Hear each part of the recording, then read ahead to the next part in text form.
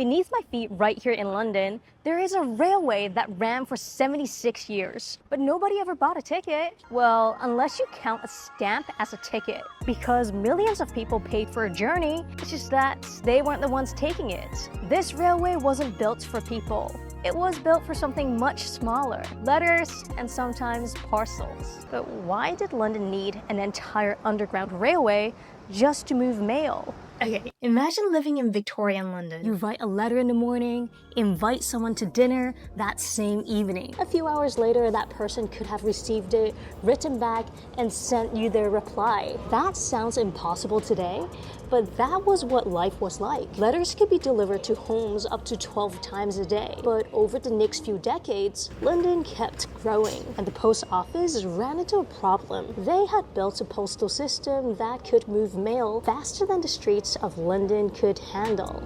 Millions of letters arrived by train from across the country, but they still had to move between London's mail sorting centers. And that final journey happened on the same street as everything else. Horse-drawn carts, trams, cars, pedestrians. The post office could move mail across the country incredibly quickly, but London itself became the bottleneck.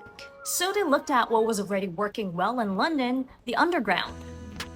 London had already built a railway beneath the streets to move people, so the post office built one to move letters. In 1927, the mail rail opened, but it was better known as the Post Office Railway back then.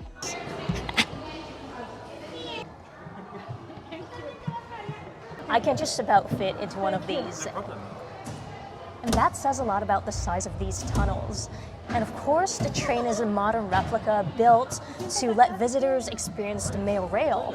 The original trains were designed to run automatically, and they carried bags in metal containers, and they had no seats, no windows, no space for traditional driver's cab, which is right behind me.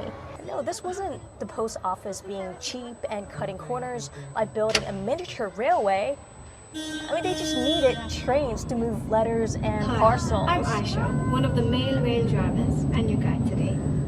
So instead of building a huge railway, they created narrow tunnels, compact trains, and a railway that could control itself without drivers. So how do you run a railway when nobody is driving it? You make the railway itself control the journey. Electric motors and automatic signals controlled when the train moved. But engineers also use something much simpler, and that's the shape of the track. As the train left the station, the track dipped downhill. Gravity helped pull it faster. Then as it approached the next station, the track rose. The train had to climb uphill, and gravity helped slow it down. And for 76 years, it worked. At its peak, Mailrail carried millions of letters between 9 stations. But by 2003, the post office had other plans. They consolidated operations into fewer, larger mail centers, closing many of the stations this railway was built to connect. The railway still worked wonderfully, but the city above no longer needed it.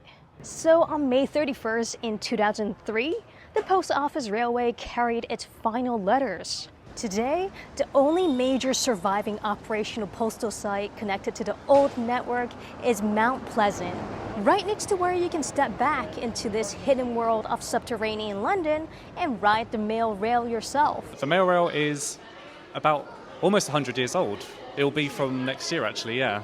Do come, it's really, really good fun and it's for everyone. Discover the people who kept London's mail moving. Tunnel, sound echoes. First driverless electric rail.